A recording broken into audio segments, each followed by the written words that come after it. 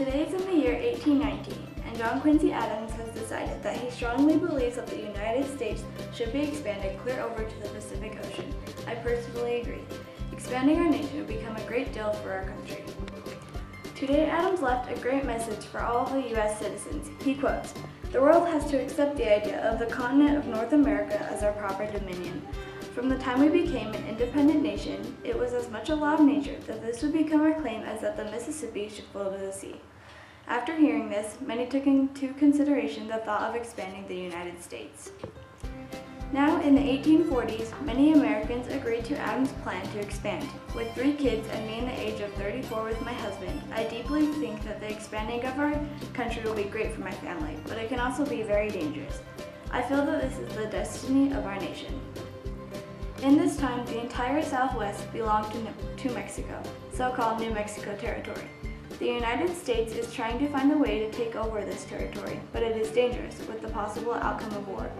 If that is what it takes, then America is willing to do it. The capital of New Mexico territory is Santa Fe. This territory is covered with thick grasses and also has some dry regions. Santa Fe is a great trading town and Americans are welcome. Back in 1821, William Becknell was the first American to search Santa Fe.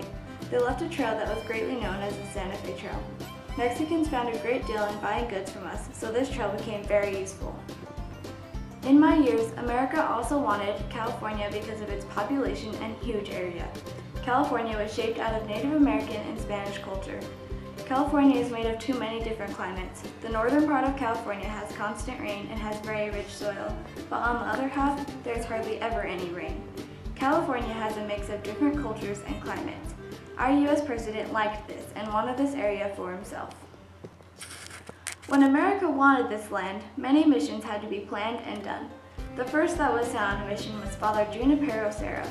He was a priest and was a leader of many. Serra started building in San Diego and then continued building missions along the California coast. Spanish soldiers ran these buildings and produced meat, grain, and other foods.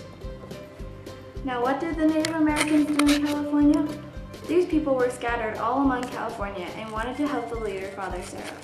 Native Americans would herd sheep and grow crops. After all, that was their profession.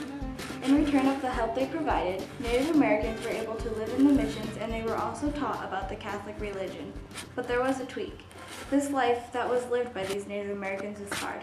Many died from exhaustion and diseases. These conditions got worse after Mexico won its independence.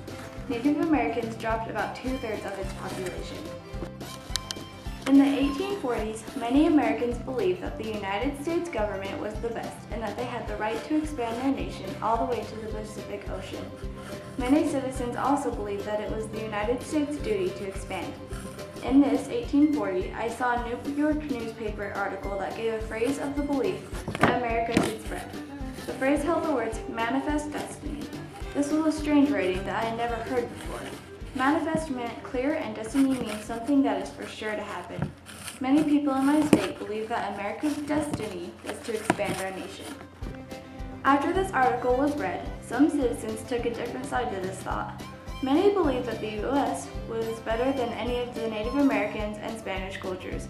This brought racism over all of the lands owned by Indians and Mexicans. Now in the year 1844, a new president was to be elected. The Democrats then chose a man named James K. Polk as a candidate. Polk was a person to believe that expansion to the United States would be a good idea. He thought that Texas and Oregon should be added to America, and so he did a special campaign order for Oregon. What Polk had done during his running proved to Democrats and America that he was the one for the job. America had gone through a lot from 1840 to 1844, but I think that it was for the better.